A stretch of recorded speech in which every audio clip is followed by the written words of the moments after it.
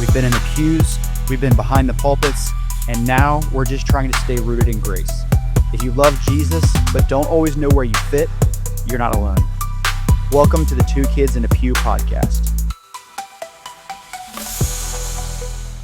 Hello and welcome back to Two Kids in a Pew, or as we like to call it, the wish.com version of Brandon Lake and Jelly Roll.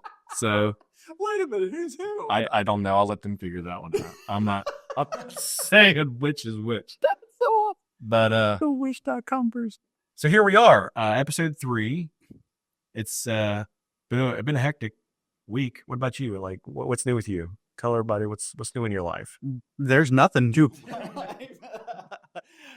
Nothing. Nope, Nothing to write home about. Nope. I've been sitting at home, applying to jobs and waiting for God to open some doors to see where we're going to land. Girls started cheer this week, so that's always fun. Yeah. Woohoo! Neat. I'm not a big cheerleading person, but I do like going and watching the kids' football games. That's kind of fun. That is pretty cool. Yeah. I'm the band geek, so I like going to the football games to watch the band. Yeah, that makes sense. That's usually what I mean, if the band's good, I'll listen to them and be like, oh, yeah, but what band is really good, to be honest with you? I mean, true. They're high school kids at this point. Yeah. You know, you get what you pay for. It's like $7. I was like, what? Is it $7 to get in one of those games now? Probably. Jeez. It's going up in price, man. So with us, we went on vacation. Yeah, where'd you guys go? We went down to Gatlinburg. Taylor almost got eaten by a bear. That was fun. Taylor's your oldest. Yeah, my oldest. So she went out on the lower. We got a cabin, and she went on the lower deck and didn't look outside before she opened the door. And legit, there was a bear? Legit, like she opened the door and there was a bear within 2 feet of her. Oh my! And she's like, Dad, I felt like it was staring into my soul. I was on doing the business, and reading. Hey, and by the way, we are real. We don't hide anything here. We are That's true. real. Yeah. So that's he true. was taking a poo poo. I was dropping a deuce and taking the Browns to the Super Bowl. Yeah. And I heard a Say But so yeah, I heard a loud scream and I was like, "Oh, hurry up, pull a trowel up. What's going on?" And she's like, "There's a bear." So by the time I got out there, it was already walking away. Yeah. But I think she made a memory. Nice. That was interesting. So I would say probably the funnest part of the trip for me, and this has nothing to do with an event or whatever we did while we were down there. I mean, there was a lot of beautiful areas like Cades Cove and whatnot. There was a kid. We were on the Gatlinburg Strip, right? And if you guys have ever been there, it's just 2-lane road. And we're driving that strip, and there's this family beside us in this minivan with the roll down windows. Back in my day, we Like the actual roll. Well, they went down is what I'm trying to say. Oh, like in the back they went down. Okay. There's 2 teenage boys in the back, and clearly they had some old parents up front. And I was just smiling, talking to my wife. I look over, and me and this kid just lock eyes out of nowhere. And I was like, and he goes like this. And I was like, oh, well, we were already passing him. And I was like, oh man, I could have played pick, rock, scissors with it. So like, I'm looking on the strip. I'm like, where's that car at? Yeah. All of a sudden that kid comes up. Well, he wasn't paying attention. I looked over. I was like, hey. He looked at me. Oh yeah. So he goes out and dude, we did a paper, rock, scissors where we're both going 35 miles an hour down the road. Yeah. And I shot scissors and he shot paper. And I was like, yes, I got you. So it was, and even the kids were like, you guys are nuts, And then like when he lost, he was like, no. And his brother beside him was like, oh, you lost, dude. The parents guaranteed they had no idea what was going on. They were sitting there driving like, the heck's going on? Like, what are these people so loud about? But it was fun. We made some good memories. Can't get over how expensive everything's getting. Oh yeah. I mean, good Lord. Gatlinburg is a good fun place to get away. It's for your mini vacations. And It's true. You could spend literally like weeks there and like never hit everything. That's true. So, I was starting to feel pretty good. Yeah. What's one of the main things that you guys did that like you and your family liked?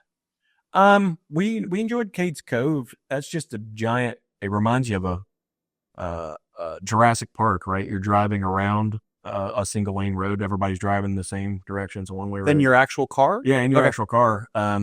My brother-in-law was there too, so we had the kids jump out and jump in the back of his truck. Oh, cool. And they were like, "What if there's a bear?" I'm like, "We'll be all right." We see a bunch of turkeys. Yeah. Literally what I could have seen from my own backyard. We went down there as a family and made memories down there. But hey, whatever. Well, we had some fun. But yeah, that was a great experience. It just goes to show you don't have to spend a lot of money just making memories with your kids. You know what I mean? Just get out there and do something fun with them. Right. Yeah, well, me and my family go on vacation. Like, we typically go to the beach. But, like, when I say we go to the beach, like, that's what we do on vacation. Yeah. We stay on the beach in our resort. We walk down, go to the beach, go back to the resort, go out to eat, go to the beach, go back to the resort. Right. And so, like, Rinse, repeat. We don't spend anything when we go on Right. vacation other than the gas to get us there. And it's just fun because you have the pool right there, the beach, and now I'm missing the beach again. Thanks. It is what it is. Be honest with you, I had weird emotions coming back. Be honest with you, because I mean, everybody's struggling financially. You know, to get back from the trip, and I come back to, you know, you're supposed to feel rested when you get back from a vacation. Never. Right? No, dude, I feel like I still been running, trying to play catch up on everything since, you know, before we left. And then I come back, it's like, man, I could really spend this money on this project for the house that I'd like to get done, or this or that, you know. But ultimately, it'll eventually get done. You know, Lord's trying to teach me patience with my own, you know, projects around the house. Yeah. And it's all in His timing too. But yeah, we had a great time. I wish we could do it more. I wish I could have done more for him. But I think every parent feels that way when they go on vacation. I think you could probably spend thousands of dollars and feel like you could still do more. Yeah. But it's like you said, it's the spending the time with them and having those moments that they're going to remember. Because as an adult now, I remember the times when you went with us to Florida. Oh, that was and fun. just, you know, on the way down there playing Xbox in the back of the minivan on the tube TV. on a little tube TV that's like huge. And we had this, what was it, like a converter that converted it over. Power Now they converter. already have plugs in there, but we had a converter and we were in there playing Xbox all the way down. And Oh yeah, that was fun. and I think we watched Lord of the Rings, all of them on the way down too. That was I remember that. trip. Yep, good times. Medieval times. We did medieval times too. Yeah, that was. Remember that? That's one of my fondest memories of like all vacations. For those of you who've never been to a medieval times, if you, it's a dinner and a show, and I love it. It's awesome. But like you go in and Just like, watch The Cable Guy. Remember that with Jim Carrey? was it in there? Yeah, him and I the wasn't guy gonna who watch plays that. Ferris Bueller. What was his name? It's played Inspector Gadget too. Yeah, yeah. But I don't know who it Anyways, is. that His actor. name. Him and Jim Carrey were in Cable Guy, and he took him to medieval times. There's a funny, hilarious scene. Yeah. Yeah. So medieval times, you have to you eat like they ate. So like you don't get silverware, you don't get utensils, none of that. So They like, have Coke. right, they have Coke. Yeah.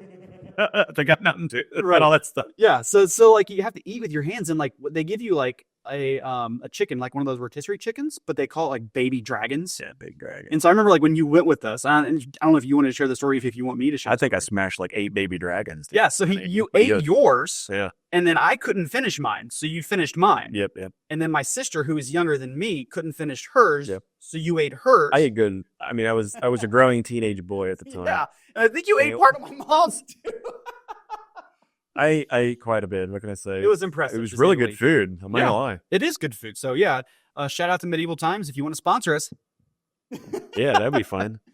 So like, was there anything like, what's happening in like the world right now? Like It's true. some crazy like stuff. Like, did anything hit home when you were down there? Like, Well, I mean, to be honest with you, I did have an incident happen, you know, just keeping up with social media and all that stuff. I saw the one guy, I can't remember his name, but he's a singer, Christian singer. Forrest Frank. The guy with the broke back or whatever. Yeah. Yeah. So I was watching his testimony. Mm-hmm.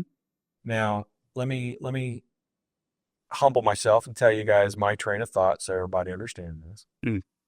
Last week, I used volunteer some services to help out with our high school and did help them out with their marching band, stuff like that. I'm on my legs all week last week. Right. Halfway through this vacation, I'm on my legs through this vacation. Yeah. I'm hurting. I mean, absolutely hurting. Knees throbbing, sharp pains, back stabbing, sharp pains. And I'm like, all right, I'm going through the motions, Lord. I'm hurting, but I'm doing it because, we're making memories with the kids. And then I see this video. I start kind of crying, not tears of joy for the guy, but like more or less like, am I serving the wrong Jesus? Because I mean, my knees the same, my back's the same. I have faith, Lord. Why Why is this man getting healed? Mm-hmm. So let's give a little more context for those of you that don't know. Forrest Frank, he was skateboarding and fell, broke his back, and forgive me if I mess all this up. There was a torn wheels, I believe, or was doing a show or a concert, and they prayed for Forrest Frank. I don't know if it was live or a recording. And then the next few days, I saw a video where Forrest Frank said he just got up, didn't put his back You brace saw on. that too? Yeah. Yeah. He got up. He didn't put his back brace on. He didn't even think about it. He just doing daily, whatever, walked through the house, picked up his kid, and he's like, wait a minute, why am I not wearing my back brace? And so completely healed, went to the doctor, got more x-rays.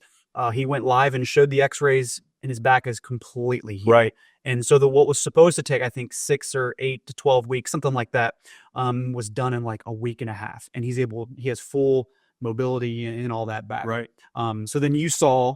So yeah, I saw his testimony being a video, and then I also saw another video of, I guess there was a church group that stopped in the middle of their worship service and decided to pray for the guy. And it was a mega church. It was a pretty big size church. And so I'm like, okay, God, do I need a couple thousand people to pray for me over this too? Like, do I need the prayers? Like, what's going on? And I'm saying this in the flesh, Tyler. I know the answers to these. Yeah. But we're just trying to be real. Yeah, I was venting to my wife. I'm like, why is that fair? Why is this guy? Do I need a platform? Is that what I need? Do I need a platform? And I said, I've been begging and praying for the Lord I don't even care if he fixes it all the way. I want the pain away. I mean, I was in so much pain, Tyler. I was crying to her, man. I was shedding some tears on the way back because I was just hurting. And it was like 8:00 at night. I'm like, dude, I'm hurting. I'm still, in my mind, I'm still young. This isn't fair. This isn't right. You know what I mean? And so I went back to our little cabin that we had and, ate some humble pie. And I was praying that night. I was like, Lord, just take the pain away. And I kid you not, man. I woke up the next day, I had no pain, no knee pain, no back pain, no sharp pain whatsoever. Yeah. The pains that were there at the beginning of the week, just trying to go to sleep at night and tossing and turning because the pain was there. I didn't even deal with that looking back now, going to bed. Like it was starting. I mean, I went to bed, passed out. There's nights where I go to bed, I'm hurting. You know what I mean? But that's what I'm saying. Like when I have that conversation, it kind of goes back to our first couple episodes. When I have that conversation with the Lord, and I'm just being real with him, Lord, Lord, how is this fair? Yeah. Now I'm not saying he always does this for me. He doesn't always give me that answer. That would be great. Right. But the next day, like I said, I got up. I think I got up at like 7:30 that morning, got some coffee, and I stayed in the bottom of the cabin. So I had to go up the steps, and normally I'm just, trying to crawl onto something I can get a hold of. You just get up there. Dude, I was almost dang near running up the steps. And so I was just like, why do I have so much energy this morning? You know what I mean? But Lord still answers prayers. Yeah. And what's interesting is like, that's the power of a testimony. Yeah. Because it may have had a different effect on you where you were almost, I don't want to speak for you, almost jealous of the healing, right? And so what it did is it caused you to go to your prayer closet even more. Yeah. And am I telling you that you can pray it away? That's not what I'm saying out there. But I'm saying in your instance, you were able to take away from that his testimony, be like, God, I know you can do this healing. Can you heal me? Right. And so that's the power of a testimony. And no matter what the effect is, it's going to have a positive effect on somebody. And you may have been in that moment where you were feeling like crap. Say that's like better word. It was a rough couple of weeks. Yeah. I mean, knees, back, everything hurting. But Lord's also showed me, man, that he's like, I'm growing you. Like we talked about in episode 2. I'm the potter, man. He's reworking. It's a potter wheel, by the way. Potter. Yeah, potter wheel. Yeah, potter wheel. Wish we saw one of those down there. That's cool. In Gatlinburg. Somebody had like a down by the old mill. We ate the old mill one night, which was nice, and they had the pottery barn or something. But there was somebody over there doing the whole ghost, rendition of clay. But it was interesting to see. Yeah. But yeah, it just goes to show you, man. Like we've talked about the first couple episodes, the Lord wants a relationship with you. He wants a true relationship. Yeah. And nobody's relationship, even in life's perfect. And what we tend to find out is it's our hearts that usually need to kind of change to get on God's level. Yeah. But that's what he did for me. And to be honest with you, Tyler, since we've been back, I haven't had any pain. I haven't had any back pain. Yeah. and I almost hate to say it because it's like, oh, you don't want to jinx yourself, right? But no, the same God that healed me then can be the same God that heals me. I've got the faith, man, that he can take the rods and screws right out of my back and just, here's you some new ones. Yeah, absolutely. If he wants to do that, be my guest. If this has to be the thorn in my side that he refuses to take out, right, and that keeps me hooked up to the vine, I'll bear that cross too, man, if that's my cross. Yeah. But ultimately, I am happy for that young man that got his back healed, Yeah. And that's a testimony and a half. But like I said, when I first heard it, rather than jumping for joy for a fellow believer, it was just like, well, that's some bull crap. I've been dealing with this since 20. Yeah. And actually, let me rephrase that because I noticed that too. My wife corrected me. I said in the last episode, 2020 was when I had my back surgery. It was actually before that. It was, I think, 2016 or 2017. Oh, okay. But yeah, 2020 was when I was having other physical problems. My eyesight's 3 eye surgeries, and stuff like that. But yeah, that's my story. I've got the hospital ministry. If anybody's ever down at the VA, you'll probably see me. Yeah, but that's great. You call dibs on the hospital ministry. Yeah, stepping into my territory.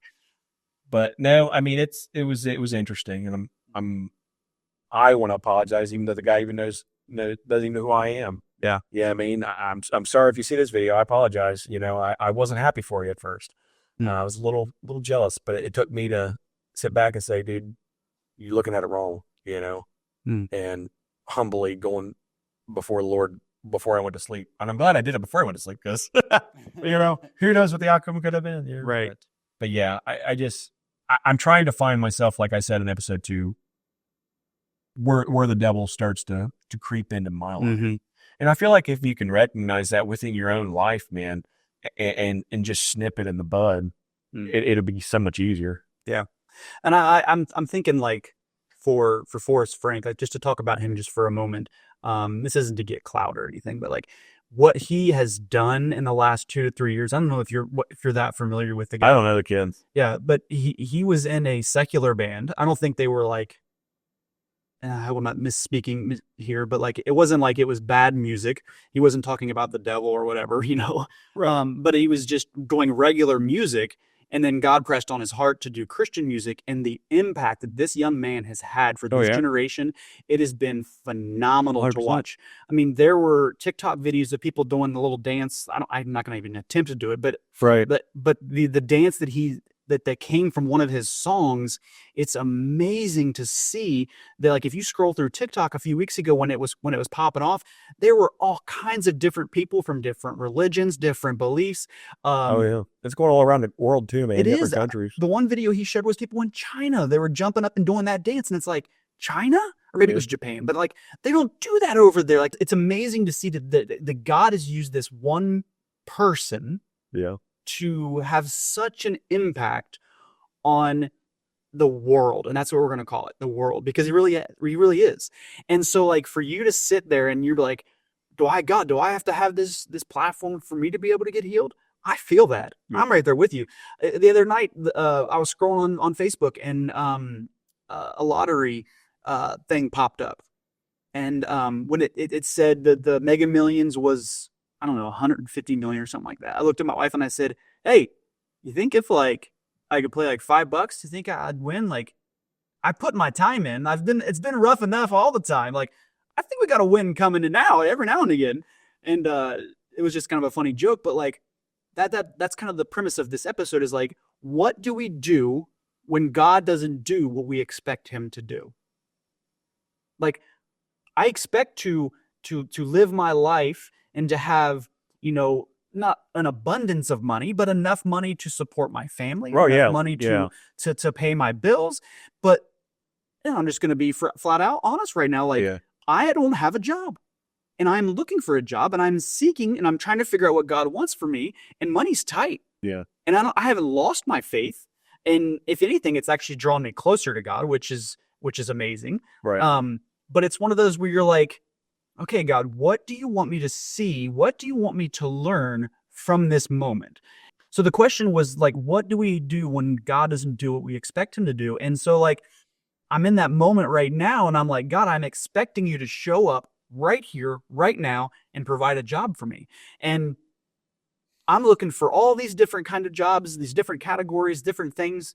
But who's to say that I'm doing what I'm supposed to be doing, right? Right. God has something, and He already knows what it is, but my expectations aren't lining up with His expectations. Right. So I have to sit back and just wait for His expectations to show themselves. Yeah, that's true. And so even though, I may be, I talked to you a minute ago, I mean, everybody's worried about it to an extent, where's my next, whatever going to come. And to be clear, we're not homeless. We're not, Right. That's not the case. But like, I'm not stressed about it. Yeah. Because I know God's got this. Yeah. God's going to do it. There's this is off a tangent, but it's good. Okay. And so I've preached this before, and I heard this old pastor use this story. There was this woman, and this is just building me up right now. Thank you, God. Thank you, Jesus. So this old woman, and this is just an illustration that pastors use. This old woman, she got up in church and she wanted to testify. And she said, "Church, y'all know that the last few weeks have been real tough. I've been dealing with, some money issues. We're struggling with some food, this and that and the other." She goes, "But I want you to know that the other day I got home and there was all kinds of groceries sitting on my front step." And she said, "It was everything that I needed. It had all the different, the spices and the meats and all the things that my cabinets were missing was right here in these bags." And she said, in that moment, what happened was her neighbor jumped out from behind a bush. And he said, "Aha, I got you. God isn't real. I put those there." And she said, "No, God did it. God did it." And he's like, no. I don't think you're understanding what I'm telling you right now. He says, "I put these groceries here. I made my money. I spent my money. I went to work. I got the money in my bank account. I went to the grocery store. I pushed the shopping cart. I put the stuff in I did this, not God." She said, "God did it. God did it. God did it." And so the guy, he says, No. I don't think you understand. I went to the store and I bought all of this.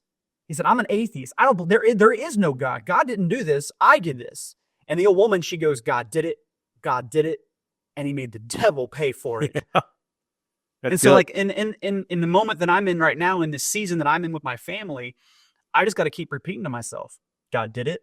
God did it. God did it. Even though it hasn't been done. Yeah.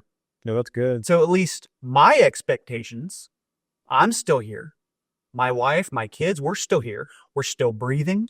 We have food. We have a roof. We have pillows and blankets, all the things above. Right. You got to remember, Rome wasn't built in a day. Hmm. And our journey with Christ isn't going to be done overnight. Yeah. I know we said that last episode too, but the Sunday school, it was a Sunday school or just an old hymn, but He's Still Working on Me song. He's still working on me to make me what I ought to be. What was the rest of it? I don't remember. Yeah. It took Him just a week to make a moon, the stars, the sun, and the earth, and Jupiter and Mars. How lovely and patient He must be, because He's still working on me. Think of the patience God has with us.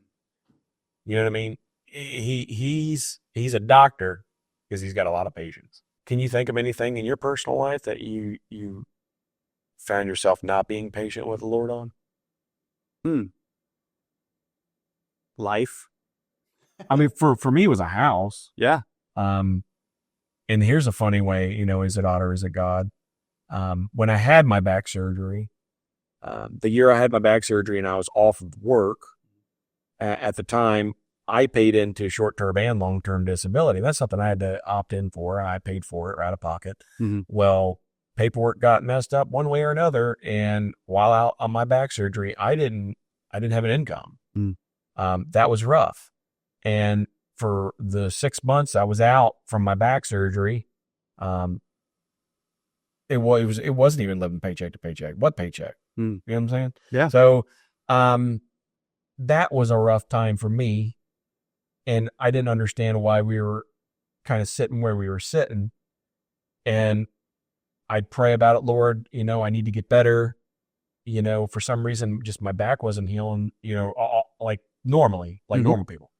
Come to find out I had degenerative disc disease, so my body's basically deteriorating, so that's nice. You know, here looking back on that testimony, they told me that I was going to have a back surgery every 5 years. It's been almost 10 years now. Wow. So Praise God. I'm happy with that.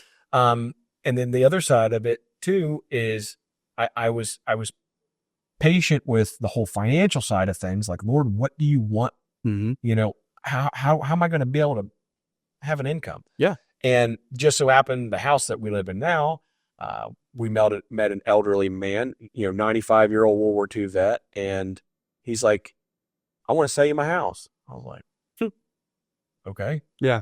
And so I talked to the old man, and we made a handshake deal. And I told him, hey, I'm out of work right now, you know, but I make decent money. And he said, you guys go ahead and move in. And I said, well, how much do you want for rent? And he said, don't worry about it. Whenever you have the money you're ready to pay, you come pay me. Yeah. This old man was the nicest old man I ever met in my life. Now, in the back of my mind too, I'm also thinking, dude, what if this guy dies, man? Like, is his kid's going to want this house? Yeah, we're squatting in this old man's house, you know? But no, even going through that process, being off work, here was the light at the end of the tunnel. Being off work, I had so much more time to go around and get my loan approved, right? And I had to do all the hard work because I went and did a VA home loan. And so I had to do all the research and stuff for the VA. And it was a rough patch. But we got a home without me even having an income. Man. So think about that one. That's the blessing. Yeah. And I mean, we did it on a handshake deal, and that old man, he was even like, you know, with tears in his eyes, you know what we did there? He said, I didn't think I ever see that again in my life, but we did what's called a handshake deal. I was like, yeah, I've heard of them. Wow. You know, but God will put people in your path, and that kind of goes along with what you're saying, you know, with the whole, you know, old lady and the guy, you know, the atheist, you know, talking and everything. But God will allow people to show up in your life and have a good word of encouragement, or sometimes, you know, I've had the Holy Ghost, you know, handshake. So you're going to shake your hand? Yeah, where somebody shakes your hand. You're like, what the crap? There's $100 bill in my pocket. Oh, yeah. Know? I've had that happen to me before too.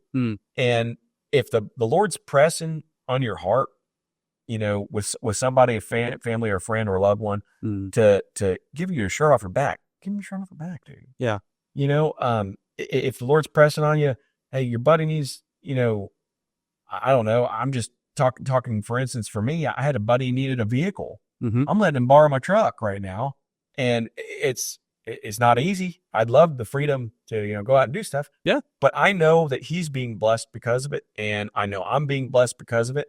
It's the stepping out in faith that the Lord wants to see out of his people. And I'm telling you, when you step out, he's going to move mountains when it comes to your faith. It's just going to grow you big time. Yeah. One thing I've always said is that I am blessed, and the only reason I'm blessed is to be a blessing. Yeah. And that's really good. And because I bless, I get even more blessed. Yeah. So I do everything I can to bless others. And that's why a lot of times, like for me, it's hard for me to say no when somebody asks me to do something. Because if you ask me to do whatever it is, yeah, let's do it. I can do that.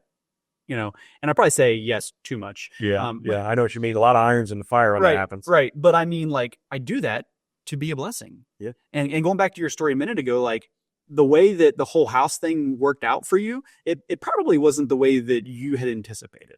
And it probably wasn't the way. Yeah. Not how I thought it. Right. I mean, it worked out obviously for good. Yeah. But the process of getting there, you're like, this is not what I thought. And it may at times felt like you were like, man, when is God going to show up? When is he going to show up and give me this house that I need? And when you were saying that, it reminded me of the story of Lazarus. And so like Jesus in that story, it says that they told him he got a note from Mary and Martha, and it says that, hey, come, Lazarus is dying. And Jesus, if you remember the scriptures, he didn't just say, all right, let's go. No, he said, yeah, we'll get there. We'll get there. We'll go. Yeah. We'll get there when we get there. And I hope I'm quoting this right, but I think he stayed for 3 extra days. Yeah, he stayed for a little bit. Where he was. And then he traveled. And so then by the time he got there, Lazarus was already dead. Right. He was gone. And it was for 4 days. And Jesus still wept over the situation. Yes, absolutely. I mean, he understood the pain of losing his friend. Yeah. He understand the pain of all of his friends' loved ones being in pain because of his loss. Mm-hmm. He understood the loss. Yeah. You know, Jesus, knowing everything, knew that was coming too. Mm-hmm. You know what I mean? Yeah. He knew that if he waited, that this was going to happen. But once again, he used what we thought, oh, if you would just do it now in our time, our way, that no, he used this to honestly grow people's faith even more that surround them. Well, if you, and I'm going to misquote, I'm paraphrasing here, obviously, but when he said Lazarus come out of the grave, before he said that, he prayed and he said, I do this so that you get the glory, God. Yeah. And again, I'm paraphrasing, but like he could have showed up and just healed him right then and there. But what's going to grow our faith even more? Seeing your knees healed, right? Mhm. Or seeing a man who's dead come to life and walk out of the grave. Yeah. I think walking out of the grave is going to be even bigger than a healing of a knee. Yeah. I agree. And it's not to downplay your healing of your knee, but like that's why Jesus said, I'm going to wait. Yeah. I'll be there in a couple days. So that's good. That preaches, man. It really does. Yep. Because we're so selfish, man, at heart. We want everything our way. And we want it done on our dime. We want it done on our time. We want it done this way, you know? And like I said, like we both been saying, Jesus will use what you think, I don't know, is imperfections or just mild weaknesses. Weaknesses. Yeah, whatever. And he will just amplify it. And it's like, wow, I didn't even think that was possible. Mm-hmm. Why did I put you in a box? Yeah. You know what I mean? Absolutely. You know, I say that a lot anyway. Yeah. You know what I mean? And I know I think I said this like 3 or 4 times today when we were setting some stuff up, but like we expect our blessing or our miracle to be instantaneous. Like we live in a society where 15-second TikTok videos, fast food's not even fast anymore. No, you know? it's not. I mean, people are honking at the fast food restaurant drive-through. Yeah, but like, so we want everything instantaneous. We want to eat food really quick. We pop it in the microwave, right? And TV dinners, well, first of all, they suck. Home cooked meal versus a TV dinner. Yeah, that's hands down. Everybody's voting for one. Yes, absolutely. And so, like, one of the things that I've always said is like, we don't serve a microwave God, right? Yeah.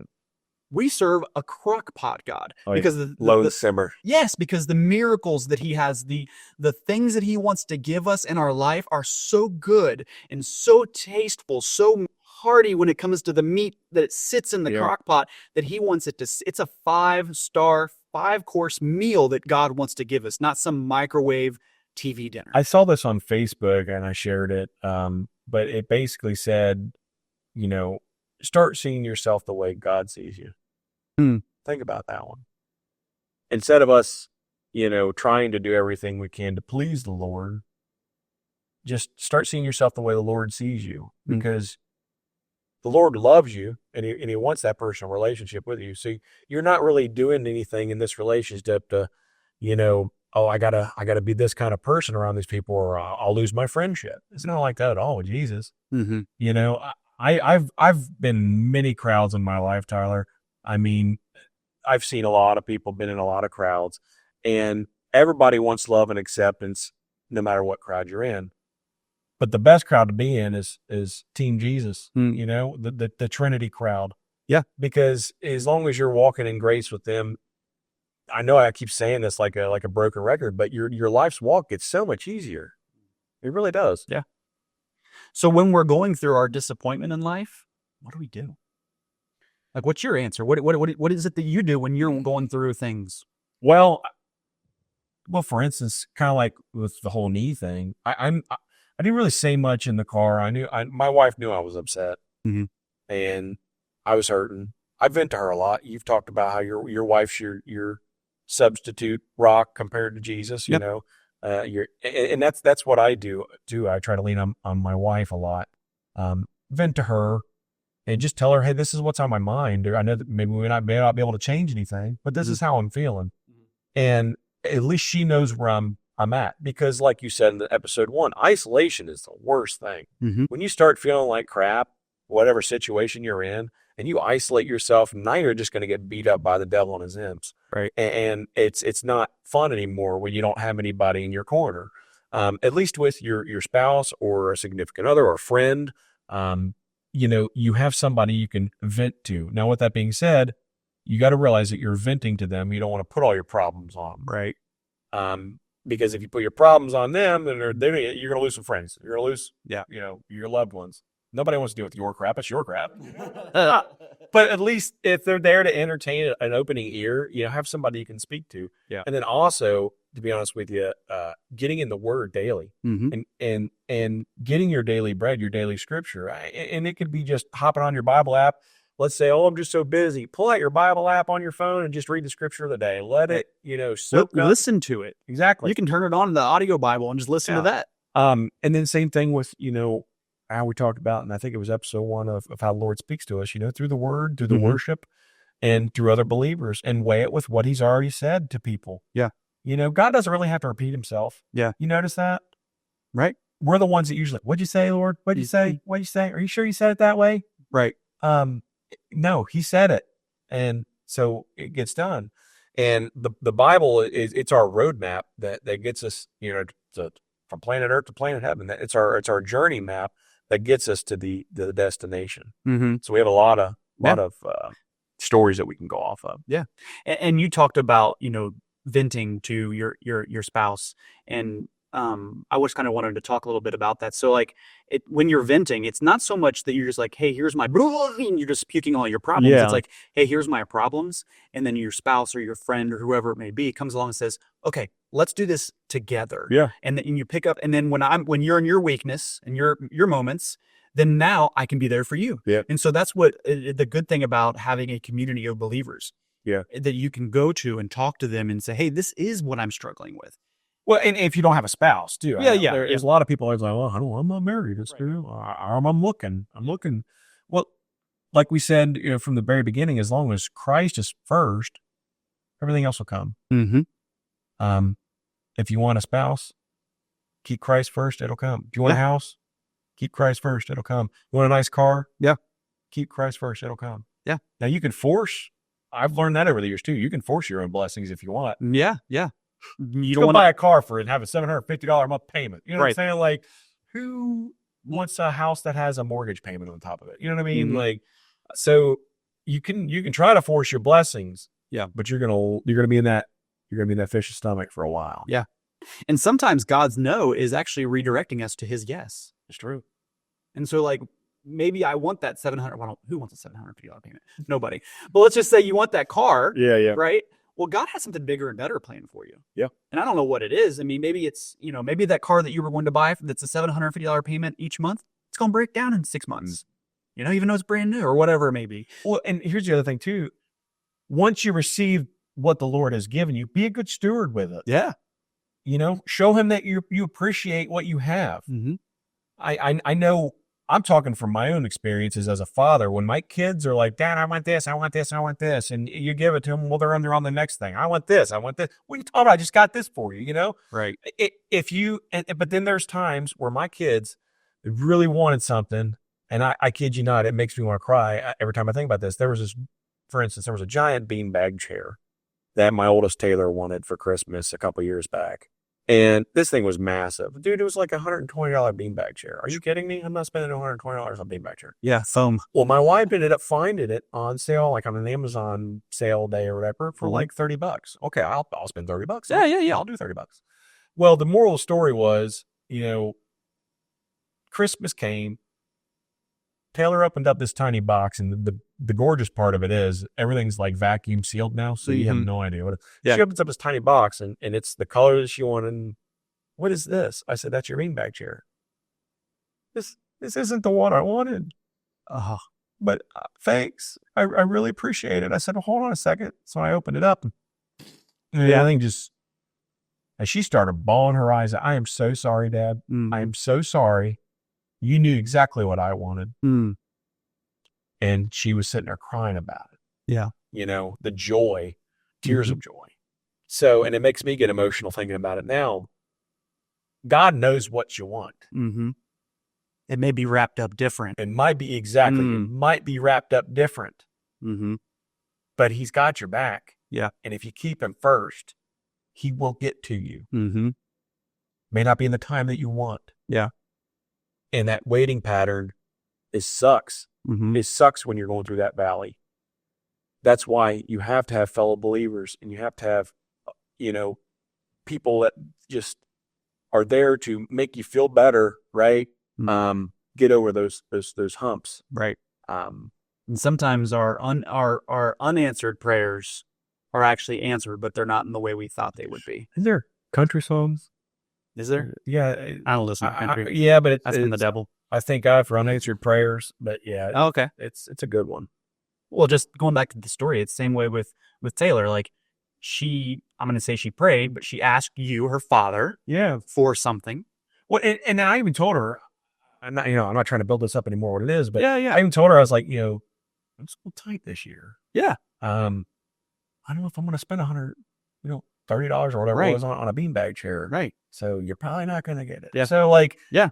I mean, like I've said before, I try to be honest with my kids, and if I can swing guys, I'll swing it. If I can't, I'll let you know. We'll try to, set up for a future date. Maybe we'll go back when we got some money.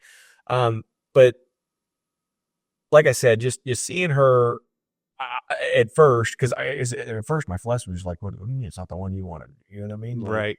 But and she's like, she literally thought it was a small, tiny one. Dude. Like that's what was funny. Yeah. But when it opened up and it was just everything she wanted and how excited she was, and it brought tears in my eyes because it was the surprise, and she was just like, "Wow, I don't have to settle for something that I didn't even want." It's exactly what I wanted. And I know we've already sound like we're repeating ourselves, but that's what's awesome about following Christ, because He has that in store for all of us, man. Yeah. And I think sometimes once we get whatever it is that we get the beanbag chair, or we get the healing for our knee, or whatever it may be, and in those moments, we have to ask ourselves, am I worshiping the healer or am I worshiping the healing? Well, that's exactly what Judas did. Mm-hmm. Think about that. It's not, and this guy, he's seen Jesus do everything. Yeah. He was with him through his ministry. And it wasn't, what can I do for Jesus? It was, what can Jesus do for me? Mm-hmm. Well, he can give you, 30 pieces of silver, Boom. But think about that. Yeah. We all fall short. We all are a Judas at times. Mm-hmm. And we all want Jesus to do things for us. Mm-hmm. We know you've promised it to us, Lord, but we just don't understand what you've promised to us. So a lot of it is just sitting back and, understanding the Lord at times and realizing that it's not going to be how we want it done, but it's going to get done. Yeah.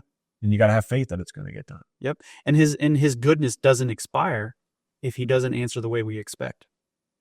God's still good. Yeah. He's still sitting on the throne, and you're still breathing. Yeah. You got breath in your lungs. What if I could encourage anybody in whatever it is that you're going through, don't give up on whatever it is, because your miracle, it's just a breath away. It's the next turn of the page. And I said it a little bit ago, but don't put a period where God has placed a comma. And I know it's a very popular saying, but we're like, okay, this chapter's done, period.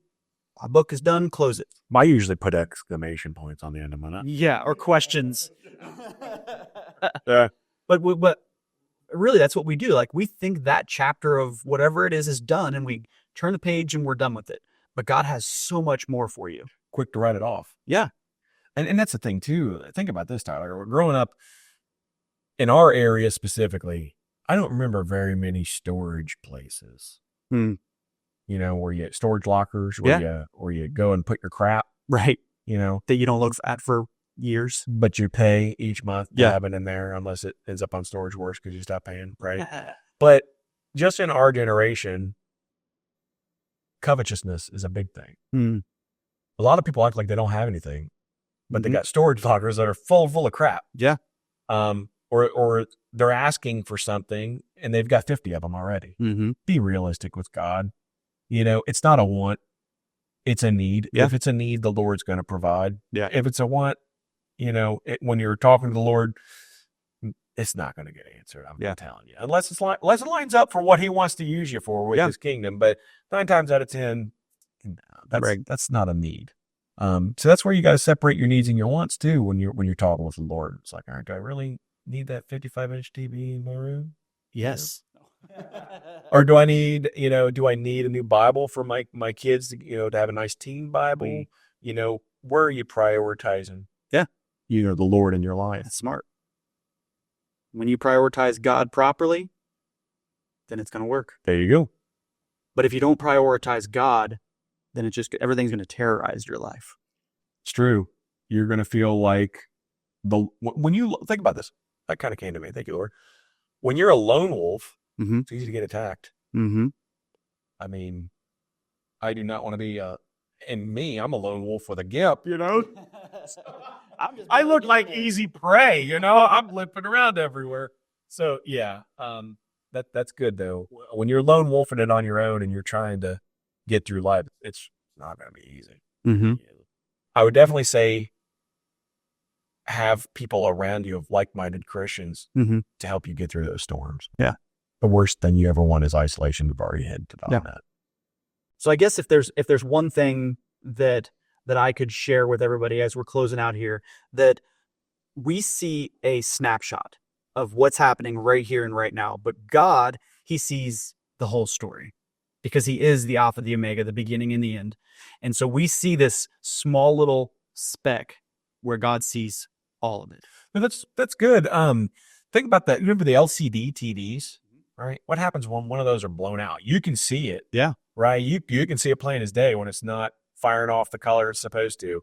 So I feel like that's where we're at. We are so pixelated and focused with what is ours, right? When we don't even see the whole picture of what's going on. We have no idea. And I would much rather just sit back and let go and let God, because with his guidance, you may not have a clue what's going on, but he does. And he's I don't need any, GPS. I got God's positioning satellites. I don't need a GPS to get me anywhere. It's still GPS though. God positioning. Thank you guys so much for watching or listening to us this week. Don't forget to like, subscribe, comment, do all the other things. If there's a specific topic that you want us to hit on, shoot us down a message or pop it down in the comments, and we'd love to be able to talk about that and do all the different things on social media that you can. And we love you. We thank you so much for watching. Anything? Love y'all. Jesus loves you more. God bless. Have a good one. We'll see you next time.